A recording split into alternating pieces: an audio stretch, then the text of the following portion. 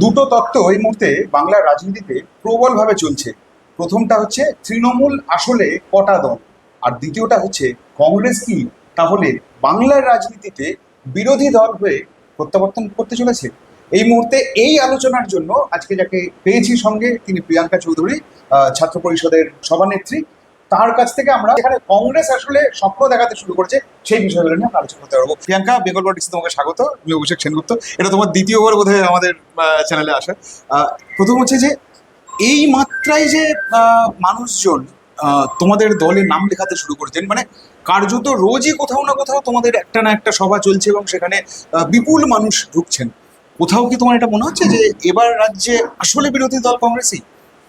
রাজ্যে বরাবরই আসল বিরোধী দল কংগ্রেসই ছিল। আচ্ছা। একটা সিউডো যে একটা গেম, যেটা আমি আগের বারও হুম, বলেছিলাম, হুম, যে বিভিন্ন সময় বলে এসেছে তৃণমূল এবং বিজেপি একটি দল, হুম, এবং কেউ আরএসএস এর দুর্গা হিসেবে একটা জায়গায় কাজ করছিল, আর বাদ বাকি আরএসএস এর বাদ বাকি হুম, যারা আছে তারা একটা জায়গায় কাজ করছিল। হুম, তো দুটোই আরএসএস এ আরএসএস বি হুম, এভাবে ডিভাইডেড ছিল। এখন সেটা ওপেন টু অল, হুম, এবং বরাবরই কংগ্রেসই একমাত্র শক্তি যেটা ছিল বিরোধী আসনে। সেটা সংখ্যার ভিত্তিতে কখনই আমি মনে করি না যে কোনো একটা জিনিস সংখ্যার ভিত্তিতে হয়। প্রত্যেকটা জিনিস আইডিওলজির ভিত্তিতে হয়। হুম, হুম, আইডিওলজিক্যালি একমাত্র কংগ্রেসই বিরোধিতা করেছিল যখন যে কোনো অন্যায় এই রাজ্যের বুকে হয়েছে। হুম, তো হুম, আজকেও সেটা আমরা দেখতে পাচ্ছি, এবং মানুষ যেটা যাদেরকে ভয় দেখানো হয়েছিল হুম, এতদিন ধরে, যে তোমার বাড়ি ভেঙে দেবো, তোমার এই ব্যবসা করতে দেবো না, বা এ ধরনের কিছু করতে দেবো না, পড়াশোনা করতে দেবো না, তোমার বাবা মাকে মেরে ফেলবো, তো এই ধরনের যে থ্রেট কালচার যেটা চলছিল দীর্ঘদিন ধরে, সেটার জন্য অনেকে তৃণমূল করতে বাধ্য হয়েছিল। কিন্তু বাস্তবে তৃণমূল যে ভোটটা পেয়েছে তাদের মধ্যে কতটা তৃণমূল কংগ্রেসের ভোট, এবং কতটা কংগ্রেসের কিছু লোককে কন্ট্রোল করে তাদেরকে ভয় দেখিয়ে নিজেদের ভোট বাক্সে জোর জুলুম করে এবং রিগিং করে অবভিয়াসলি ভোটটা ফেলা হতো, সেটার ব্যাপারে যথেষ্ট সন্দেহের চিহ্ন ছিল। তো আজকে দেখতে পাচ্ছেন আপনারা যে একটার পর একটা বিভিন্ন জায়গায় ভাঙছে এবং কংগ্রেসে যুক্ত হচ্ছে। হুম, হুম, এবং একটা জিনিস জানে যে কংগ্রেস কিন্তু আজকে না তাদেরকে টাকা দিতে পারবে, হুম, না তাদেরকে কোনো পদ দিতে পারবে সেভাবে, হুম, না তাদেরকে কোনো ক্ষমতা দিতে পারবে, তারপরেও কংগ্রেসে আসছে। তার মানে তারা প্রকৃতই কংগ্রেসই ছিল, যাদেরকে ভয় দেখিয়ে আচ্ছা, একটা অন্য দলে রাখা হতো। আচ্ছা, তো সেখানে আমি বলবো যে ঘরে ফেরা শুরু হয়েছে, হুম, এবং অবশ্যই সবাইকে ওয়েলকাম। তবে হ্যাঁ, যদি কোনো কেউ, আমরা একটা জিনিস সবসময় মেনটেন করি, সেটা ছাত্র পরিষদ হোক বা জাতীয় কংগ্রেস, আমাদের কাছে কোয়ালিটিটা বেশি ইম্পর্টেন্ট, হুম, কোয়ান্টিটিটা অতটা ইম্পর্টেন্ট নয়। আচ্ছা, কারণ আদর্শগত যদি দিক থেকে সে যদি আমাদের সাথে সামঞ্জস্য না রাখতে পারে, হুম, অর্থাৎ কেউ যদি কংগ্রেসের আদর্শে বিশ্বাস রেখে কংগ্রেসে না ফিরতে পারে, তাহলে তার মানে এই যে দলে, সেই দলে বিশেষ করে জায়গা করতে পারবে হুম, না। হুম, হুম, হুম, যদি সে আদর্শগতভাবে বিশ্বাস রেখে ফেরে, তাহলেই সে আগামী দিনে একটা ভালো জায়গায় যেতে পারবে। বুঝতে পেরেছি। প্রিয়াঙ্কা, একটা জিনিস তুমি আমায় বলো, সেটা হচ্ছে যে 33 বছর পর তোমাদের 21শে জুলাই রেগুলার তোমরা পালন করে এসছো, কিন্তু 28 বছর পর তোমরা আবার এই অফিসের বাইরে বেরিয়ে, মানে তোমাদের চৌহদ্দির বাইরে বেরিয়ে তোমরা 21শে জুলাই পালন করবে। এই 21শে জুলাই কেন তোমাদের কাছে এত সিগনিফিকেন্ট বলে মনে হচ্ছে? মানে কংগ্রেসি নেতা কর্মী সমর্থক সবাই যেন 21শে জুলাই নিয়ে একটু বেশিই যেন আবেগতাড়িত হয়ে পড়ছেন, কারণটা কি? দেখুন, ব্যাপারটা হলো যে আমি এটা মনে করি না যেটা শুধুমাত্র অফিসের মধ্যে হয়েছে, অফিসের বাইরেও হয়েছে। বিভিন্ন আমরা প্রত্যেকটা জেলায়, এটা যুব কংগ্রেসের যারা শহীদ হয়েছিলেন, হুম, যে 13 জন, তাদের জন্য কিন্তু প্রত্যেকটি জেলায় জেলায় ছাত্র পরিষদ, যুব কংগ্রেস এবং মাদার কংগ্রেস হুম, অবশ্যই হুম, হুম, মিলে এই দিনটি স্মরণ করেছেন, কখনো ব্লাড ডোনেশনের মাধ্যমে, কখনো বস্ত্র বিতরণ। কিন্তু হ্যাঁ, আমরা ওই চটুল পাগলু নাচ, এটা আমরা কোনোদিনও সমর্থন করি না। হুম, কারণ শহীদ স্মরণটা শহীদ স্মরণই ছিল কংগ্রেসের জন্য। হুম, সেটা কোনো চটুল গান নাচে পরিণত হতে পারে না, সেটা কোনোদিন আনন্দের দিন হতে পারে না। হুম, সেই যাদেরকে আমরা হারিয়েছি তাদের প্রতি আমরা সমব্যথী, তাদের পরিবারের প্রতি আমরা সমব্যথী। হুম, এবং তারা আজকে হয়তো আমাদের সাথে সশরীরে নেই, কিন্তু তাদের যে একটা যে আদর্শ, যে আদর্শগত লড়াই লড়তে গিয়ে তারা প্রাণ হারিয়েছে, হুম, হুম, সেটা কিন্তু আজকেও আমাদের সাথে হুম, আছে। এবং তাই জন্যে, এবং আপনি যা বললেন যে আমরা বাইরে পালন করিনি, আসল যেটা অনেক মানুষ জানে না সেটা হলো যে আমরা বারবার পালন করতে চেয়েছি, কিন্তু তৃণমূল সরকার একটারও পারমিশন দেয়নি লাস্ট 15 বছর ধরে। আচ্ছা, লাস্ট 15 বছর ধরে তারা পারমিশন ডিনাই করে গেছে, বিভিন্ন সময় বিভিন্ন অজুহাত দেখে, কিন্তু নিজেদেরটা পালন করে গেছে। আচ্ছা, এবং এই ভয় থেকেই ওটা করেছে যে তারা জানে যে 21শে জুলাই তাদের কোনো কিছুই করার নেই পাগলু নাচ ছাড়া। হুম, হুম, তাদের কাছে ওটা ছিল একটা যোগদানের সভা, একটা পাগলু নাচের সভা, এসব হুম, ছিল। হুম, কিন্তু আমাদের কাছে ছিল আবেগের, আমাদের কাছে ছিল সমর্পণের, আমাদের কাছে ছিল আদর্শের লড়াই। হুম তো এই জিনিসটাকে তারা সবসময় ভয় পেয়েছে। এখন তারা বুঝতে পেরেছে নিজের ভুল, আর জানিও না বুঝতে পেরেছে কিনা, কারণ তাদের ওপর যথেষ্ট ভরসা করা যায় না। তো যদি বুঝতে পারে ভালো, যদি না বুঝতে পারে তাহলেও কংগ্রেসের আমরা যারা প্রদেশ কংগ্রেসের নেতৃত্ব বর্গ আছেন হুম বিভিন্ন জেলায়, এই রাজ্য স্তরে, তো সবাই তাদের মধ্যে অনেকেই কিন্তু সেই দিন ওই স্থানে ছিলেন যেখানে গুলি চালানো হয়, এবং তারা প্রত্যেকে দেখেছে যে কি ঘটনা সেদিন ঘটেছিল। তাই জন্য তাদের একটা আলাদা আবেগ আছে। আর আমরা যারা ছাত্র পরিষদের যুব কংগ্রেসের সাথে একটা বন্ধুত্বপূর্ণ সহাবস্থান। হুম তো তাই জন্য যুব কংগ্রেসের উপর যদি আজকে কোনো অ্যাটাক আসে, তাই ছাত্র পরিষদ সবার আগে তাদের পাশে দাঁড়াবে। হুম ছাত্র পরিষদের উপর যদি কিছু আঘাত আসে, তাই সবচেয়ে আগে যুব কংগ্রেস এগিয়ে এসে দাঁড়াবে। এই যে বন্ধুত্বপূর্ণ সহাবস্থান, এটা থেকে আমরা আরো বেশি আবেগতাড়িত হয়ে এবারের 21শে জুলাই অবশ্যই, মানে এত বছর বাদে আমরা যে আবার করতে পারছি, আমাদেরকে যে মানে পারমিশন এবার হোক না হোক আমি জানি না, যদি পারমিশন নাও হয় তাও এবারে করবো। হুম। কিন্তু এই যে একটা বন্ধন, যেটা আগের বার যেটা মানে দম বন্ধ করা পরিবেশ, সেটাতে আমরা বেরোতে পেরেছি, একটা কোথাও না কোথাও একটা নৈতিক জয় হিসেবে দেখছি। বুঝতে পেরেছি। প্রদেশ কংগ্রেস সভাপতি শুভঙ্কর সরকার ইতিমধ্যেই দাবি তুলে দিয়েছেন যে 33 বছর আগে যে ঘটনাটা ঘটেছিল তোমাদের সঙ্গে, যে 13 জনের কথা বলা হচ্ছে, তো ওই ফাইল সে সময় মনীশ গুপ্ত ছিলেন প্রশাসনিক দায়িত্বে, সেই ফাইল আবার নতুন করে খোলার দাবি তোলা হচ্ছে। এটা কি মানে এটার জন্য কি তোমাদের আবার সার্বিক একটা আন্দোলন তোমরা নামতে চলেছো? অবশ্যই, কারণ আমরা দেখলাম যে 21শে জুলাইকে উনি সামনে রেখে পলিটিক্স করে উনি নেত্রী হয়ে তারপর মসনদে বসলেন। তারপর সেই 21শে জুলাইয়ের ফাইল যাতে আর না খোলা হয় তার বন্দোবস্ত করলেন মনীশ গুপ্তকে মন্ত্রী বানিয়ে। তো এটা সবচেয়ে বড় আঘাত দিয়েছিল কংগ্রেসীদের মনে। এবং অবশ্যই আমাদের ডিমান্ড তো এটা সারা জীবনই ছিল যে 21শে জুলাই হোক, বা আপনারা যদি বলেন আরো বিভিন্ন যে ফাইলগুলো যেগুলি বন্ধ করা হয়েছে, সাইবারি হত্যাকাণ্ড, হুম হুম সেটি সেই ফাইলগুলি অবশ্যই খোলা হোক, হুম। এবং যারা প্রকৃত দোষী তাদেরকে যেন শাস্তি পায়।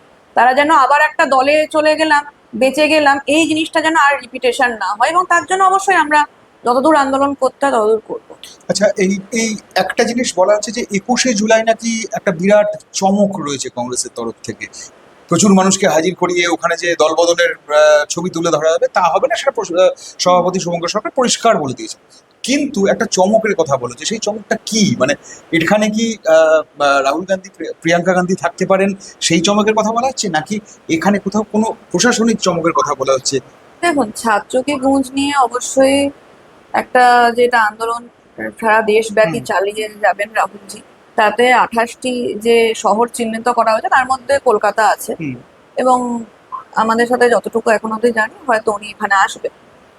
এবার সেটা কবে হবে এর বিষয়ে ডেট এখন আমি কিছু জানি না। হুম। হতে পারে সেটা, এটার ব্যাপারে প্রদেশ নেতৃত্বই একমাত্র বলতে পারবেন, কারণ আচ্ছা। এটা ওনারা খুব ভালো করে, এটা তো শুধুমাত্র যুব কংগ্রেসের নয়, এটা তো অবশ্যই এই আবেগটা আমাদের সবার। হুম হুম তো হুম সবাই মিলে আমরা এটা পালন করব, এবং এটা যে চেয়ারম্যান হুম যিনি আছেন অমিতাভ চক্রবর্তী কালটুদা, হুম। তো উনিও প্রাক্তন যুব কংগ্রেসের সভাপতি ছিলেন, তো উনিও এটায় থাকবেন। এছাড়া পার্থ ভৌমিক দা এবং আশুতোষ দা, এরা আরো অনেকে থাকবে, প্লাস এখনকার যুব কংগ্রেসের যারা লিডারশিপ কমিটির 4 জন। তো সবাই মিলে এটা ডিসিশন নেবে।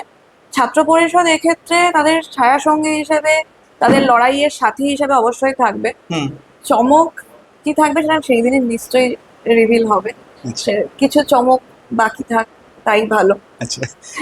তবে হ্যাঁ, এটা কখনোই পাগলু নাচের আসর হবে না, হুম। বা এটা কোনোদিনও একটা বিশাল একটা কোনো দলকে পঙ্গু করে দেওয়ার সভা হবে না। আচ্ছা আচ্ছা। কোথাও কি এরকম কোনো সম্ভাবনার দিক আছে যে মমতা বন্দ্যোপাধ্যায় হয়তো সেদিনই আনুষ্ঠানিকভাবে কংগ্রেসের সঙ্গে মিশে গেলেন, যে একটা গুঞ্জন, একটা ফিস চতুর্দিকে ঘুরে বেড়াচ্ছে আর কি, এরকম কোনো সম্ভাবনার দিক আছে কি? সম্ভাবনাময় আপনারা কি কেউ জানতেন যে আজকে তৃণমূল কংগ্রেস এভাবে ভেঙে যাবে? সে তো তৃণমূল বটেই। কংগ্রেস এতগুলো মানে এমএলএ পেয়েও তারপর তারা এরকম দ্বিধা বিভক্ত হয়ে হবে? তো রাজনীতি একটা সম্ভাবনাময় জায়গা। হুম হুম তো সেখানে দাঁড়িয়ে কাল কি হতে পারে সেটা আজকে থেকে অ্যাজিউম করাটা খুব, it's very early two hmm assume. তো আমি একটা জিনিস বলতে পারি, কংগ্রেসে ফিরতে গেলে কংগ্রেসের আদর্শে বিশ্বাস রেখে ফিরতে হবে, হুম এবং সেটা যে কেউ হতে পারে। তার যদি মনে হয় বা অন্য কারুর যদি মনে হয় যে কংগ্রেসের আদর্শে বিশ্বাস রেখে ফিরবেন, ঠিক আছে, হতেই পারে। আমি সেটা বিষয়ে আমি পার্টিকুলারলি জানি না, কিন্তু হ্যাঁ, যদি হয় ওকে।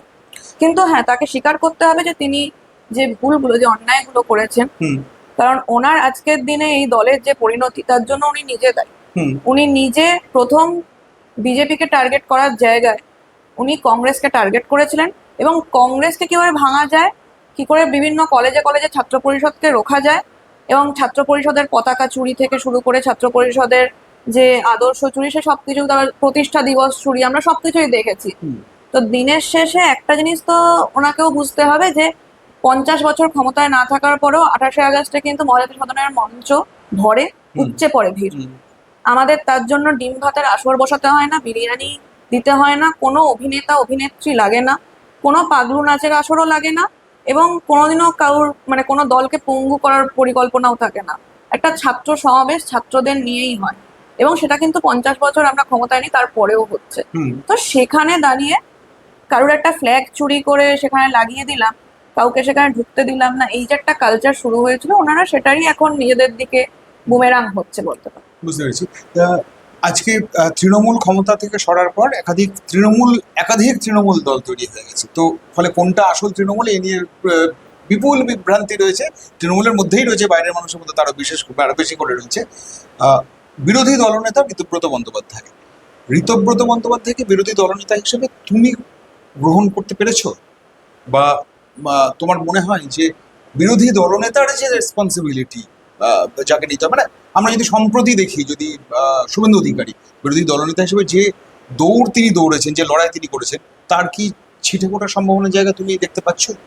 দেখুন, আজকে যদি কেউ একজন মুখ্যমন্ত্রী হয়ে সে ডিসাইড করে, আচ্ছা আমি মুখ্যমন্ত্রী হব, তুমি আমার বিরোধী দলনেতা হবে, হুম মানে ব্যাপারটা হলো সেই দুই বন্ধু মিলে, যা তুই নীল দলে যা, আমি লাল দলে থাকবো, হুম এরকম একটা বিষয় তৈরি হয়েছে। তো এটা কোনো বিরোধিতার তো জায়গা নেই, এটা একটা মানে সিউডো বিরোধিতার জায়গা, মানে হুম একটা ছদ্ম বিরোধিতার একটা পরিবেশ সৃষ্টি করে বাংলার মানুষকে কি করে বিভ্রান্ত করা যায়, হুম তার একটা প্রক্রিয়া শুরু হয়েছে। এখানে কোনো বিরোধী দল বলে এই মুহূর্তে নেই। বিরোধী দল যদি কেউ থেকে থাকে, কংগ্রেসের দুজন এমএলএ আছেন, হুম এবং তারা বিরোধী আসনে বসে বিরোধিতা করবে।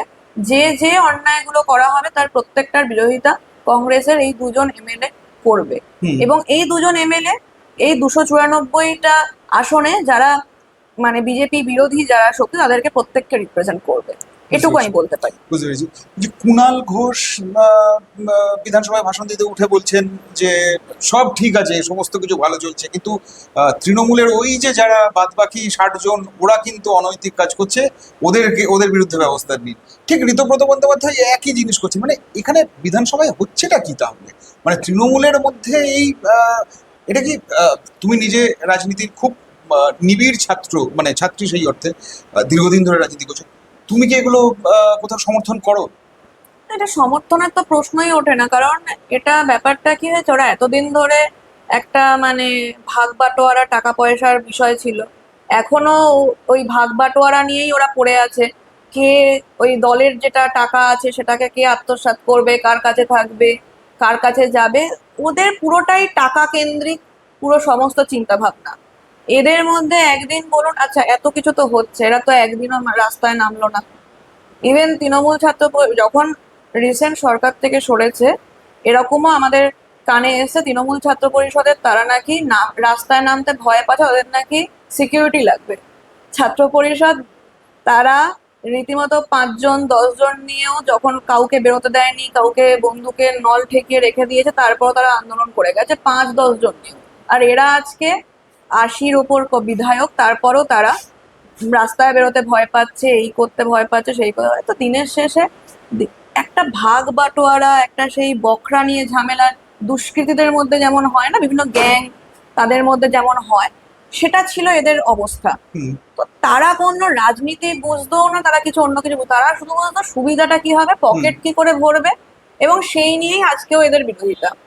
নয়তো একজন কেউ নিজের দলে নেয়, মানে কেন নিয়েছিলেন মমতা ব্যানার্জি, আমি তো বুঝতে পারি না। তো আজকে উনি সেটারই একটা যে মানে রেজাল্ট সেটা তুমি হলে পাচ্ছেন। কোনো অবস্থাতেই নিতে না? অবশ্যই না, অবশ্যই না। কারণ আদর্শের সাথে যদি কোনো আপোষ করা হয়, হুম তাহলে সেই দলের নিশ্চিহ্ন হওয়ার সম্ভাবনা একদম মানে ওই দিনই ডিসাইড হয়ে যায় যে সেই দল আর থাকবে না। এটা তৃণমূলের সাথে হয়েছে। তৃণমূল অ্যাক্টর অ্যাক্ট্রেসকে দাঁড় করিয়েছে বিভিন্ন ভোটে, তারা সেখানে যায়ও না, তারা কি খায় কি মাথায় দেয় কিছুই তারা জানে না। তো এইরকম কিছু লোকজনকে নিয়ে তৃণমূল কংগ্রেস দীর্ঘদিন ধরে চালাচ্ছিল এবং তার পরিণতি তারা পেয়েছে। কেউ মানে একজন অ্যাক্টিং করছিল সাদা শাড়ি পরে মমতা ব্যানার্জি সেজে কিছুদিন, তারপর হঠাৎ করে এখন সে অন্যরকম কিছু সাজার তুমি চেষ্টা তুমি করছে। তুমি কি সায়নী ঘোষের কথা বলছো? এখন এরকম তো অনেক আছে ওখানে, আচ্ছা, একজন সায়নী ঘোষকে নিয়ে কেন বলা হবে, আরো অনেক অভিনেত্রী আছে ওখানে, অভিনেতা আছে। তো তারা যখন যেদিকে সুবিধে তখন সেদিকের মতো করে অভিনয় করেছে, আচ্ছা, তারা এখনো অভিনয় করে যাচ্ছে এবং তারা দেখছে তাদের পকেটটা কি করে হয়, মানে আর্নিং করতে হবে, তোদের তো মেন টার্গেট এটা। পলিটিক্স বোঝা, মানুষের পাশে থাকা, আমি কখনো দেখিনি তাদেরকে শুধুমাত্র ওই প্রচারের সময় বেরোতে, তাও এক গাদা মেকআপ লাগিয়ে, এছাড়া তো আমি তাদের কখনো দেখিনি। তো আমার তাদেরকে ব্যাপারে কিছু বলার নেই। আচ্ছা। একটা জিনিস প্রিয়াঙ্কা, সেটা হচ্ছে যে শুভেন্দু অধিকারী সম্প্রতি বিধানসভায় বক্তব্য রাখতে গিয়ে বলেছেন যে মমতা বন্দ্যোপাধ্যায় আর ফিরবেন না। হ্যাঁ, তুমিও কি তাই মনে করো যে মমতা বন্দ্যোপাধ্যায়ের কার্যত প্রত্যাবর্তন আর দেখা যাবে না? দেখো, আবারও বলছি, পলিটিক্স এমন একটা জায়গা, এটাতে আগামী দিন কি হতে চলেছে আমরা কেউ বুঝতে পারি না। তো ওভার কনফিডেন্ট যে কোনো কারোরই হওয়া উচিত না। ওভার কনফিডেন্ট যে যখন হয়েছে তখনই সে হারিয়ে গেছে। আপনি যদি আজকে দেখেন, বামফ্রন্ট যখন একটা বিপুল সংখ্যাগরিষ্ঠতা নিয়ে 2006 ফিরলো, তারপর বলেছিল আমরা এত ওরা কত, তারপর 2011-য় আমরা দেখেছিলাম। ঠিক তেমনই মমতা ব্যানার্জি আইপ্যাকের হাতে সবকিছু ছেড়ে ইয়ে একজনকে বস ডাকতে হবে, এসে করতালি দিয়ে তাকে স্বাগত জানাও, উঠে দাঁড়াও, এইসব বিভিন্ন রুলস চালু করেছিলেন। তো তার ফল আজকে তাকে ভুগতে হচ্ছে।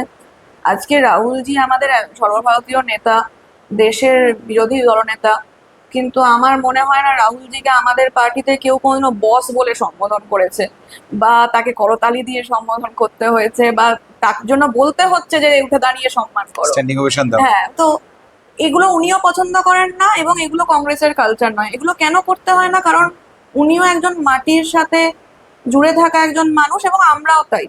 আমরা আজকে সোজাসুজি গিয়ে ওনার সাথে ডিসকাস করতে পারি যে আমাদের কি প্রবলেম। আমার এখনো মনে আছে যখন জিউজুৎসু সেশন হচ্ছিল আমাদের সমস্ত এনএসইউআই এর স্টেট প্রেসিডেন্টদের সাথে, তখন আমি সেখানে উপস্থিত ছিলাম। তো আমাকে জিজ্ঞেস করা হয়েছিল যে এমন কিছু কি আছে যেটা তোমার ফিউচার থেকে তোমাকে মনে হয় মন খারাপের কারণ, বা তোমার একটা মন খারাপের জায়গা যেখান থেকে তোমার মাঝে মাঝে মনে হয় যে কেন হলো। তো আমি বলেছিলাম আমার বাবার মৃত্যু। তো তখন উনি বলেছিলেন তোমার বাবার মৃত্যুকে তুমি এই কারণেই মিস করো, কারণ আমিও তোমারটা ফিল করতে পারি, আমি তোমায় বলছি, কারণ হয়তো তোমাকে আরো অনেকে ভালোবাসবে কিন্তু বাবার জায়গাটা অন্য কেউ আমাদের নিতে পারে না। ওই মানুষটার ভালোবাসা, ওই মানুষটার যে রাস্তা দেখানো, ওই মানুষটার আদর্শ, এটা আমরা সেই ছত্র ছায়ায় থাকা, এটাকে আমরা মেনে চলতে পারি। কিন্তু তুমি এটা সবসময় মাথায় রাখবে যে উনি সবসময় তোমার পাশে আছেন। এই যে এতটা আন্তরিক হয়ে একজন মানে ন্যাশনাল লিডার একজন স্টেট প্রেসিডেন্টের সাথে কথা বলছে যে আমারও এটা দুঃখ, তোমারও এটা, এই যে সিম্প্যাথেটিক হওয়া, আমি এখনকার দিনে সত্যি বলতে এই মানে পুরো দেশের মধ্যে রাহুলজি ছাড়া আমি কাউকে এরকম দেখি না। আচ্ছা, তো আচ্ছা। সেই যে দিকটা, এই যতক্ষণ না একজন নেতা, মানে নেতা শুধুমাত্র আজকে একটা রলস রয়েস নিয়ে আসলো, একটা বড় চশমা লাগালো, কিছু প্রেস বাইট দিল, এটা নেতা হয় না। নেতা হতে গেলে মানুষের কষ্ট দুঃখ এগুলো বুঝতে হয়, একদম তাদের সাথে জুড়তে হয়। সেটা রাহুলজি করেছেন, সেটা কোনো অভিষেক ব্যানার্জি করেননি। তো প্রমোট করে মানে হয়তো আজকে আমরা ফেসবুকে ওই পেড প্রমোশন দিয়ে অনেককে নেতা বানাতে পারি, 30K 40K লাখ ফাখ অনেক ভিউয়ার্স হয়ে যায়, কিন্তু তাতে নেতা হয় না। নেতা হতে গেলে মানুষের পাশে থাকতে হয়, মানুষের কাছে যেতে হয়। নিজের দলের লোকেরা তখনই তাকে নিজের আপন লোক মনে করে যদি সে তার দলের লোকের পরিবার হয়ে উঠতে পারে। কংগ্রেস একটা পরিবার হিসেবে পাশে থেকেছে। আমরা কিন্তু রাহুল ভাইয়া বলি, রাহুল জি বলি, কিন্তু কোনো বস বলি না। তো এটাই হলো একটা, এই কারণেই কংগ্রেস আজ টিকে আছে এবং এই কারণেই বাদবাকি দলগুলো টিকে থাকবে আগামী। এই যে বিপুল মানে ছাত্রদের মধ্যে একটা বিপুল সাড়া পাওয়া যাচ্ছে, তারা তোমাদের যোগদান করছেন, এবং এটা এমন নয় যে ছোট একটা দুটো পকেট হচ্ছে, তা নয়, গোটা রাজ্য জুড়ে সর্বত্র দেখা যাচ্ছে, এবং তুমিও বহু জায়গায় ছুটে গিয়ে গিয়ে এদেরকে যোগদান করাচ্ছ। এরা আসলে কংগ্রেসে আসছেন কেন? ছাত্রদের এই যে একটা বিপুল সংখ্যক তারা কংগ্রেস মুখী হচ্ছেন কেন, কারণটা কি? তার কারণ এরা দিনের শেষে জানতে পারে যারা ছাত্র হয়, তা ছাত্ররা কি জন্য মানে রাজনীতিতে কেন আসে। ছাত্ররা একটা সময় এর আগে কিছুদিন আসতো তার কারণ তারা পকেট ভরতে, কিন্তু কংগ্রেসে জানে কেউ পকেট ভরতে আসবে না। কংগ্রেসে যারা আসছে তারা জানে ছাত্রদের পাশে থেকে ছাত্রদের আওয়াজ হয়ে ওঠা একমাত্র কংগ্রেসের পক্ষে, ছাত্র পরিষদ, এনএসইউআই বা কেরালায় কেএসইউ এদের পক্ষেই সম্ভব। কারণ তারা বিনা স্বার্থে নিজেদের সবকিছু দিয়ে ঝাঁপিয়ে পড়ে। তারা ভাবে না যে আজকে 45 ডিগ্রি গরম আছে, চলো আজকে বিক্ষোভ করব না, আজকে ঝড় বৃষ্টি হচ্ছে তো আজকে আমরা অভিযানটা করলাম না, এরকম আমরা কখনো ভাবি না। আমাদের কাছে ছাত্রদের ইস্যুটা আসল থাকে, ছাত্রদের পাশে থাকাটা আসল থাকে। হয়তো মানে অনেক রাজনৈতিক দল আছে যারা মানে করে এটুকু, প্রচার করে এতটা, হুম। সেই তুলনায় ছাত্র পরিষদের আমার যারা যারা রাজ্য স্তরে যারা আছে বা যারা ধরুন ডিস্ট্রিক্ট প্রেসিডেন্ট আছে বা ডিস্ট্রিক্ট কমিটিতে আছে, অ্যাসেম্বলি প্রেসিডেন্ট আছে, তারা অনেক বেশি কাজ করে। কিন্তু তারা একটা জিনিস মনে করে যে যদি আমি কারোর মানে কোনো হেল্প করি তাহলে সেটা শুধু শো অফের জায়গা না। আচ্ছা। তো এই যে একটা আদর্শ, এই একটা নীতি, তাদের নৈতিকতার যে একটা দিক, হুম। এটা তারা সবসময় মেনে চলেছে। এবং আমিও যখন কেউ নতুন জয়েন করে তাদেরকে জিজ্ঞেস করি কি পাবে, কি জন্য আসছো ছাত্র হুম। পরিষদে, হুম। আমি খুব ডিরেক্টলি জিজ্ঞেস করি তুমি তো এসএফআই যেতে পারো, এআইএসএফ যেতে পারো, এবিভিপি যেতে পারো, টিএমসিপি যেতে পারো, যে কোনো কোথাও যেতে পারো, ছাত্র পরিষদে কি দেবে হুম। তোমায়? কিন্তু কালকে পোস্টার মারতে হলো নিজের পকেট থেকে টাকা দিয়ে, সেটা কিন্তু প্রিন্ট করে পোস্টারটা মারতে হবে। তো তারা বলে না দিদি, এই কারণে আমরা যুক্ত হতে চাই যে আমরা চাই ছাত্রদের আওয়াজ হয়ে যেভাবে রাহুলজি উঠে এসছেন, উনি যেভাবে নিঃস্বার্থভাবে লড়ছেন, আমরাও সেই লড়াইটাকে সম্মান করে ওনার পাশে থাকতে চাই। হুম। এটাই কিন্তু এখন মেনলি আমি যারা জয়েন করছে তারা এই একটা আদর্শ নিয়ে আসছে, নয়তো আমিও তাদের জয়েন করাতাম না। আরেকটা জিনিস আমি তাদেরকেও বলি, দেখো তোমরা আজকে 100 জন এনে জয়েন করালে, তারপর তারা সবাই মিলে মানে ধমক চমক দিয়ে দিতে শুরু করলো বিভিন্ন কলেজ ইউনিভার্সিটিতে, এটা কিন্তু আমি চাই না। তারা ছাত্রছাত্রীদের পাশে থাকুক, হেল্প ডেস্ক করুক, এ ধরনের কার্য যদি তারা করে তাহলে আমি আছি সেখানে। তো তারাও বলে যে হ্যাঁ আমরা এই ধরনের কিছু করতে চাই, তখনই তাদেরকে কিন্তু ছাত্র পরিষদে নেওয়া হচ্ছে এবং যথেষ্ট ছেঁকে দেখে বুঝে নেওয়া হচ্ছে, মানে যাকে তাকে কিন্তু নেওয়া হচ্ছে। যে মমতা বন্দ্যোপাধ্যায় ইতিমধ্যে ঘোষণা করেছেন যে 5 জন নেতাই থাকুক, কিন্তু 21শে জুলাই তিনি পালন করবেন এবং ধর্মতলাতেই পালন করবেন। তো এটাকে কিভাবে দেখছো? মানে কার্যত কি মমতা বন্দ্যোপাধ্যায় এবং আর 5 জন এই এই যে 21শে জুলাইয়ের সভা তৃণমূল করতে চাইছে, তাতে মানুষ সাড়া দেবেন? তোমার কি মনে হয়? এটা তো মানুষের বিষয়, তবে উনি যে বুঝেছেন যে ওনার পাশে 5 জন আছে এটা শুনে ভালো লাগলো। উনি এতদিন যে একটা বিশাল বড় কাল্পনিক দুনিয়ায় ছিলেন, সেখান থেকে যে সেই কল্পনাটা জগৎ থেকে উনি বাস্তবের জগতে ফিরে এসেছেন, এর জন্য অসংখ্য ধন্যবাদ ওনাকে। এবং ওনাকে বুঝতে হবে যে উনি যদি আজকে আরজি করের ওই মেয়েটির পাশে থাকতেন তাহলে ওনাকে ভাবতে হতো না যে 5 জন লোক নিয়ে করব। উনি যদি আজকে বিভিন্ন ছোট্ট ঘটনা বা আরো যে সব ধরনের কটূক্তি উনি করেছেন সেগুলো মুখেও আনা যায় না, বা রাত্রি 8টার পর মেয়েরা বাইরে বেরোবে না, এই ধরনের যদি না বলতেন তাহলে হয়তো প্রথম মহিলা মুখ্যমন্ত্রী তো উনি এই রাজ্যের। হুম। তো সেক্ষেত্রে উনি মহিলাদের অন্তত পাশে পেতেন, কিন্তু উনি নিজের দোষে সেটা হারিয়েছেন। তো আজকেও যে 5 জন আছে তারাও কতদিন থাকবে সেটাও দেখা। ঠিক আছে, উনি করুন, শুভেচ্ছা রইলো, ওনার সদ্বুদ্ধি হোক। এবং আমি চাই উনি একসময় অত্যন্ত একজন দুর্ধর্ষ নেত্রী ছিলেন, মানুষের পাশে থেকে লড়াই করেছেন। যদি আবার সেই রুটের কাছে ফিরতে পারেন, আবার মানুষের কাছে ফিরতে পারেন, তাহলে নিশ্চয়ই মানুষের জন্য ভালো কিছু যদি করতে পারেন খুবই ভালো।